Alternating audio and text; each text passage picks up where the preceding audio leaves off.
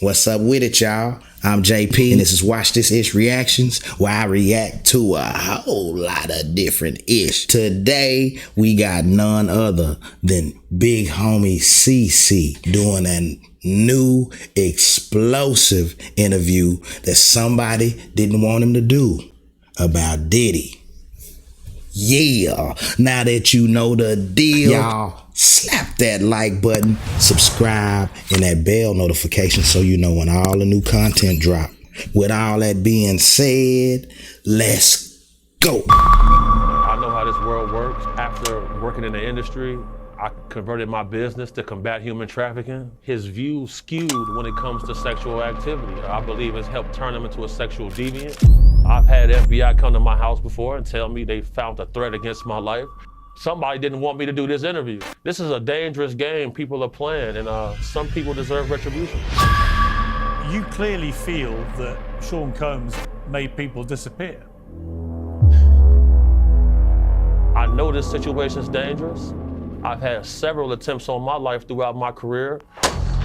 Other people say that Diddy was a Fed himself, that he was on their payroll. Do you think that's a possibility? So if there's smoke, there's fire, Pierce.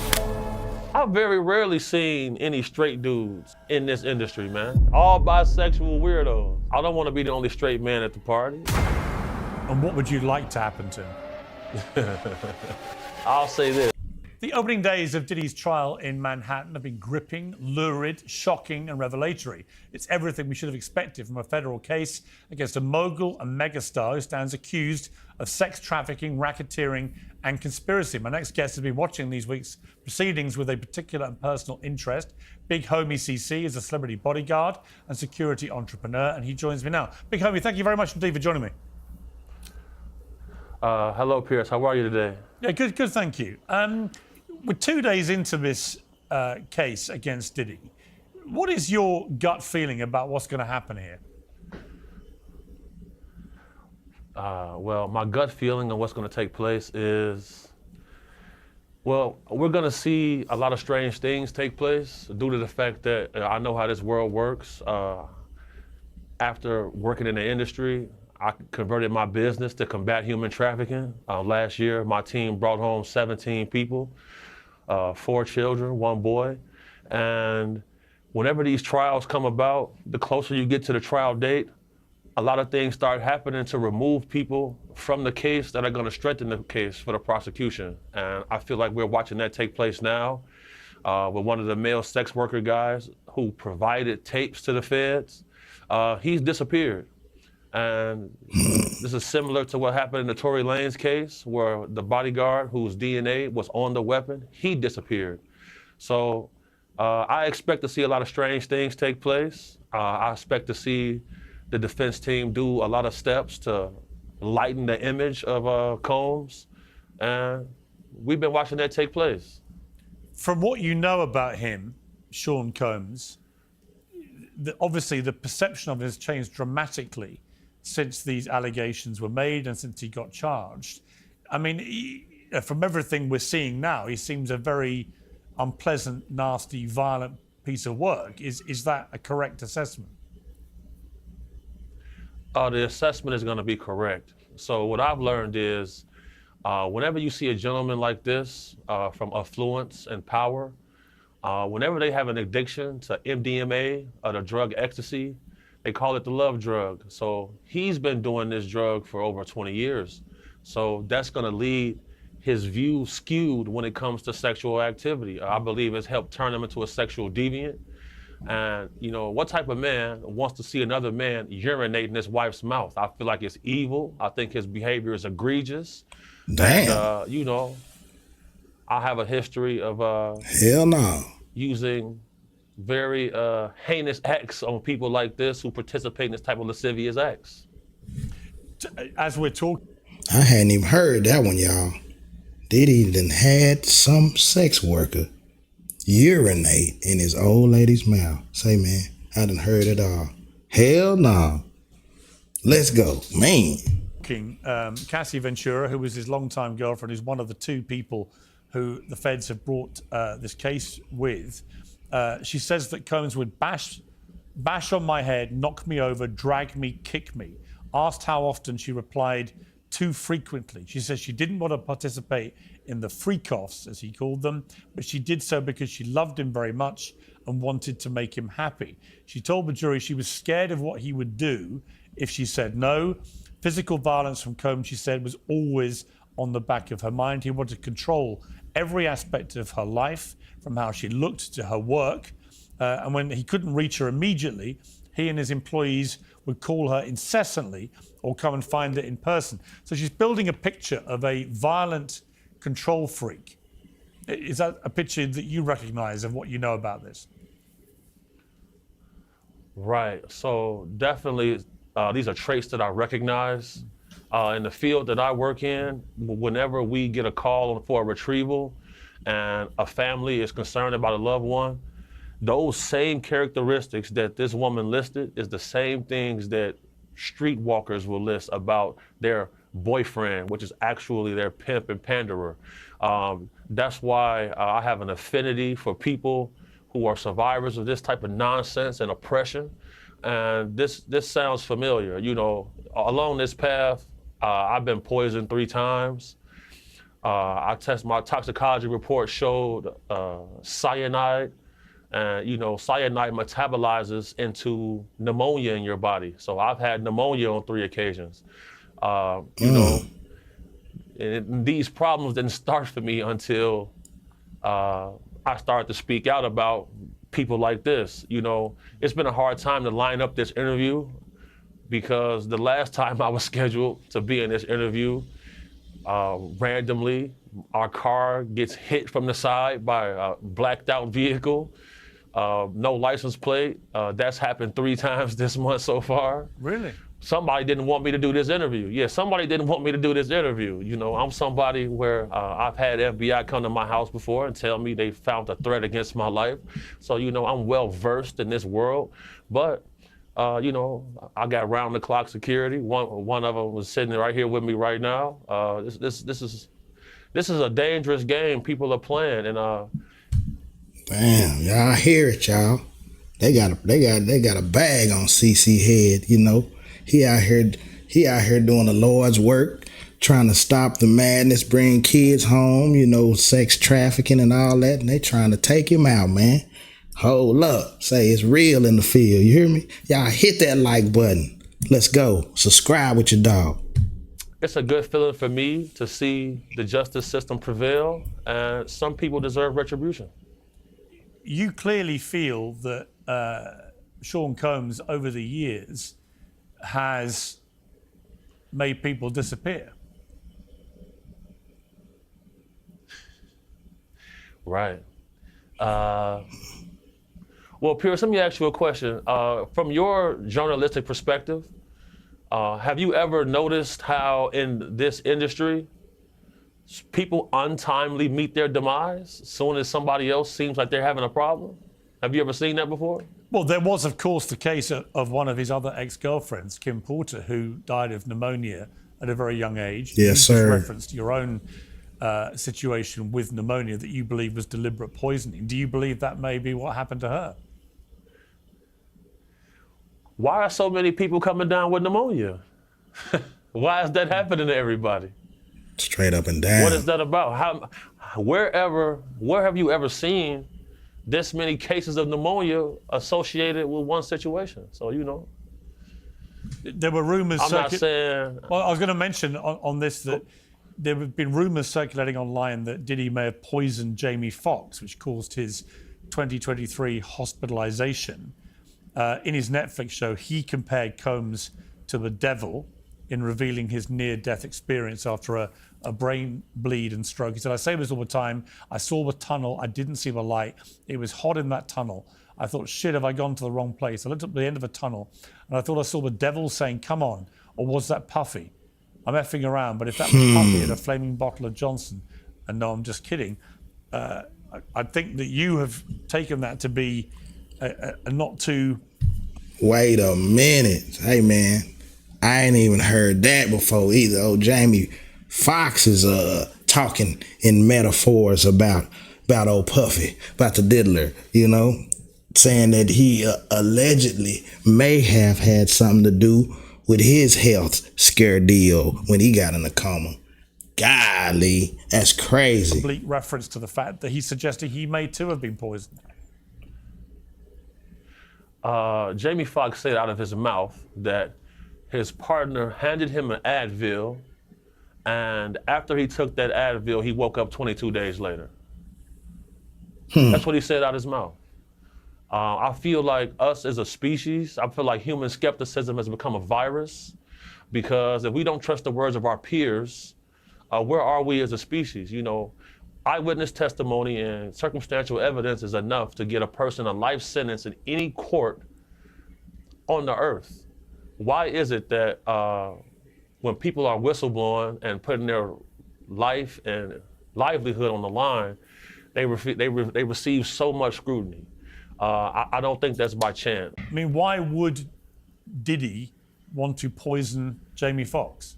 If you know that you have, well, just to give some insight to people watching, when you come under federal investigation, they send you a target letter. You know, you get informed that you're being investigated. So if you wanted to tie up loose ends and you were concerned that people that you knew could incriminate you, you may have interest in eliminating them. We've seen this all throughout history. I mean, this sounds kind of mafioso stuff, but I sense that you're talking from a lot of experience here, that you genuinely believe this is a highly dangerous situation involving a highly dangerous man with very dangerous people acting on his behalf, potentially. Oh yeah, I'm definitely speaking from experience.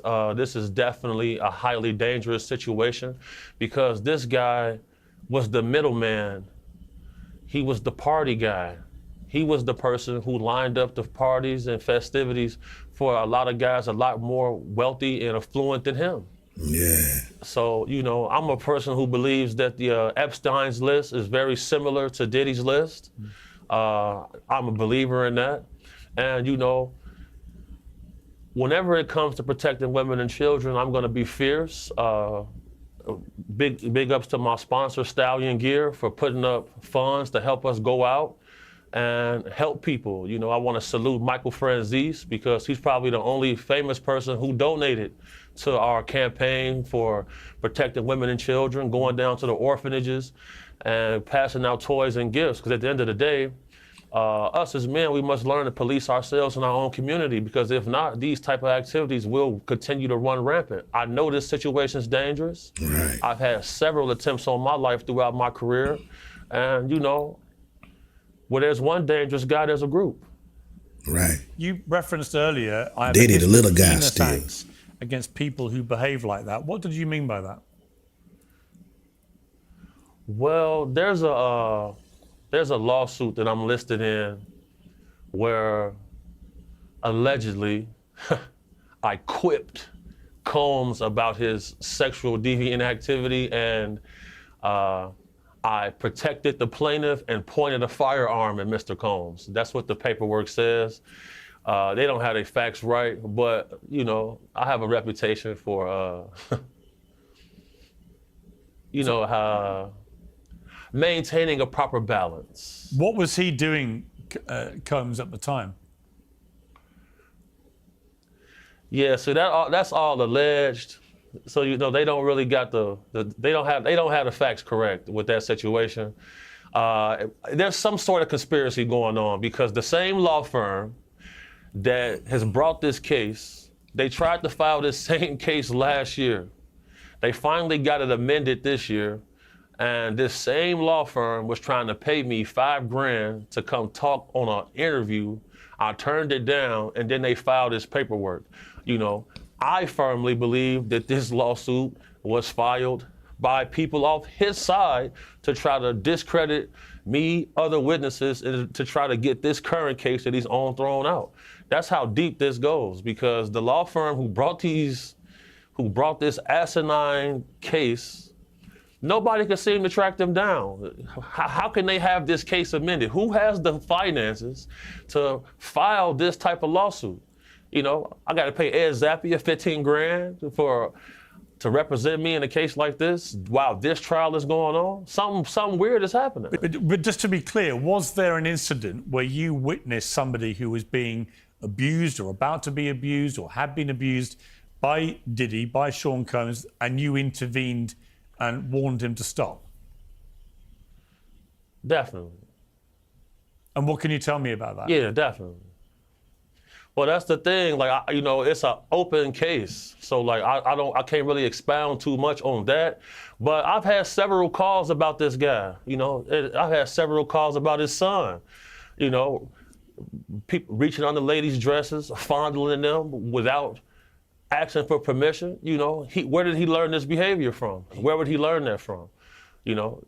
Legendary Dapper Dan said he grew up, he knew Combs' parents, and he said what's going on with Combs didn't start with him, it started with his family.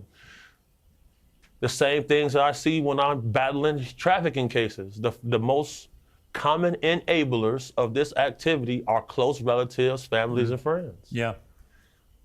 There are lots of rumors, as you know, swirling about Diddy and have been accelerated by what's happened to him.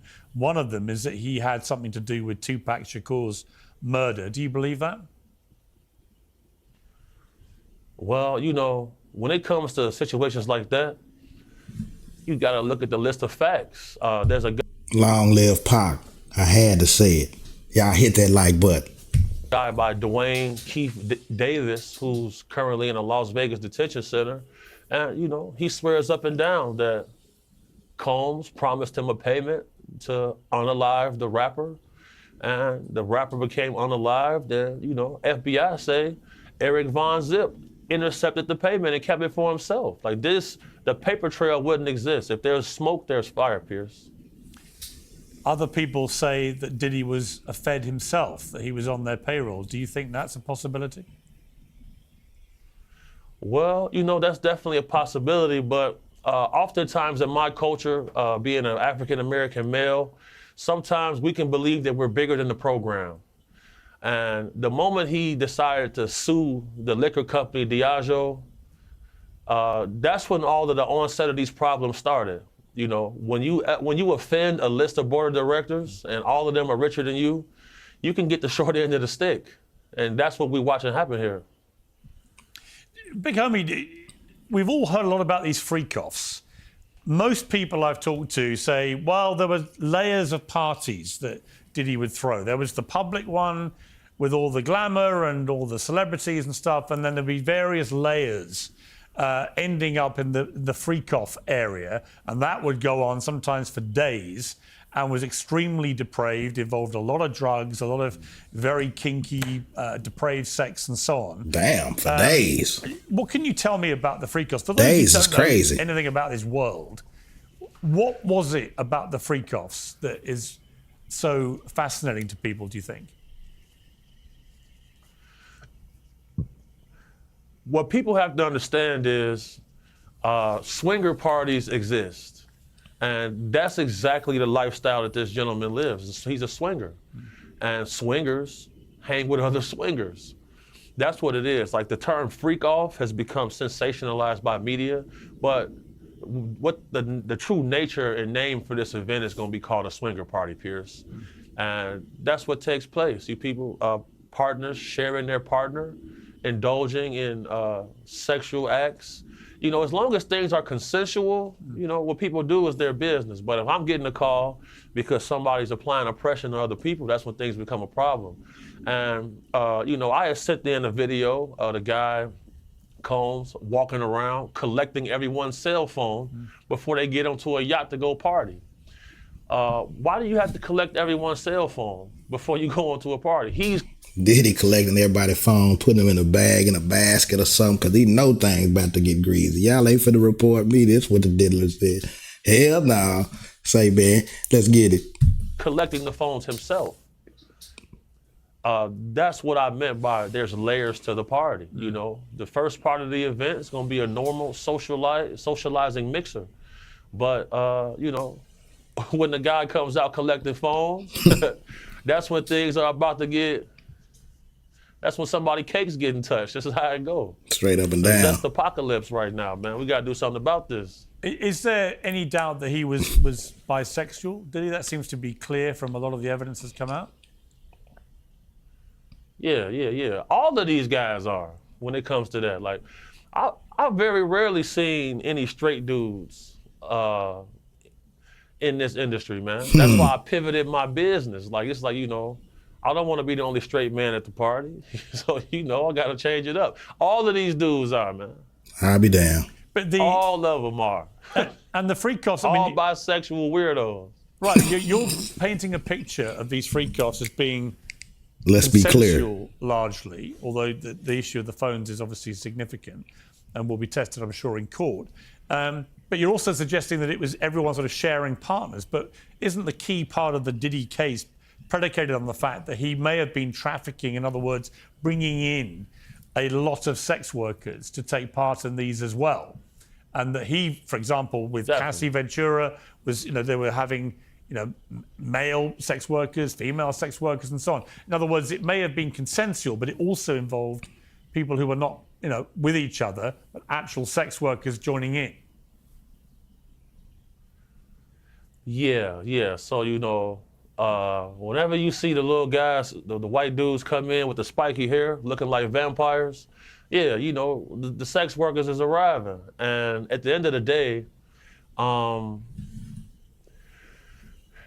is it consensual if you're promising people a career path and a lifestyle and glitz and glamour, and you're saying, look, we're all doing it. Come join us. You party with us, then I can get you a record deal. I can get you this. That's what's going on to certain people.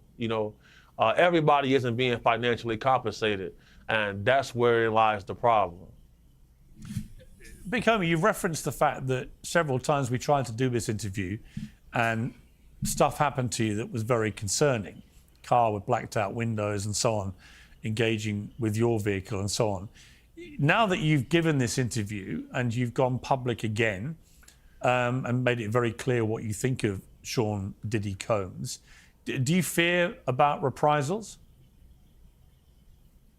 No, I don't fear anything like that. I'm very, very good at what I do, and I'm trained in everything dangerous.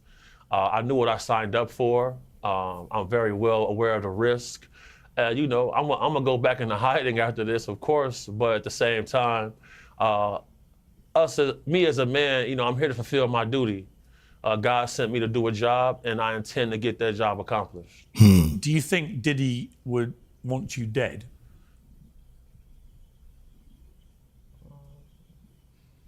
Probably be in his best interest if I was.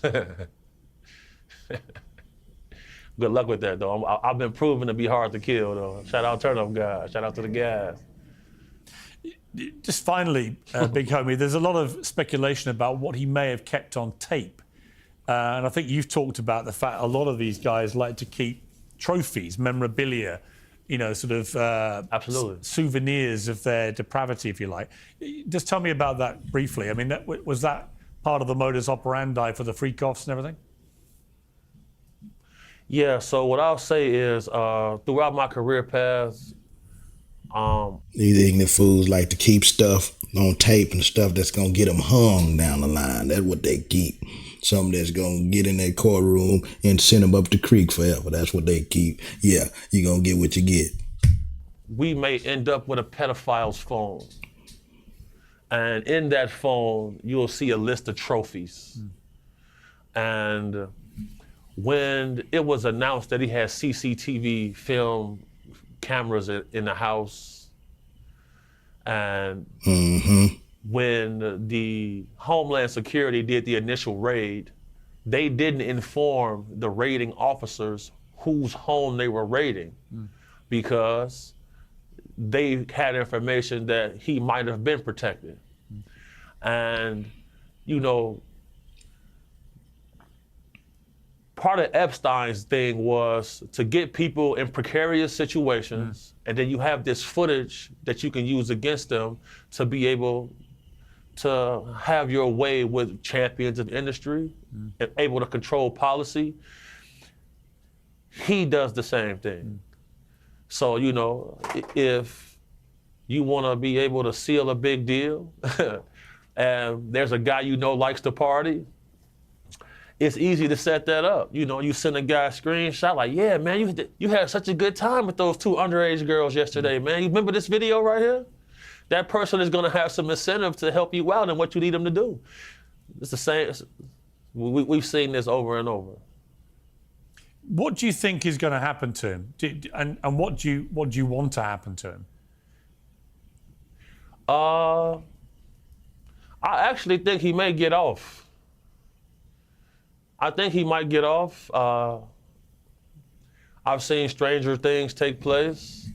They offered him a plea deal of 15 years. He turned it down. That's that. At first they were saying life. Then it went to 15 years. Place where I think he may get off too is just the fact of the whole sex worker thing. You know, Big Homie CC makes reference to the guys that come in with the spiky hair, the white fellas or whatever, but them is like people that's down with it. You know, the guy, the interviewer here, he's trying to make references to like people forced into like sex slavery, and that's where Diddy may get off, because he didn't actually have no sex slaves or anybody that he didn't scooped up off the street doing nothing. You know, that's where you might snake out. You know, hey man, that's my thoughts. I wouldn't be shocked if he got off. And what would you like to happen to him? What I'd like to happen to him, you know, I'm not gonna say on air. I'll say it to you off camera, but I'll say this. I wish the worst, and I have extreme disdain for any man who wants to traffic another person, because that is just slavery all over again. And I don't believe any one person should have dominion over another human being. Big Homie CC, thank you very much indeed for doing the interview on Uncensored. I appreciate it. There y'all have it. Big Homie CC, he does his thing, y'all. Explosive new interview that's gonna put him in the mainstream, man. He lets it all out, lets him know how he feels about Diddy, the trial, the whole nine, man. Hey, y'all, hit that like button, subscribe, and continue to rock with your boy, man, so you can watch this ish.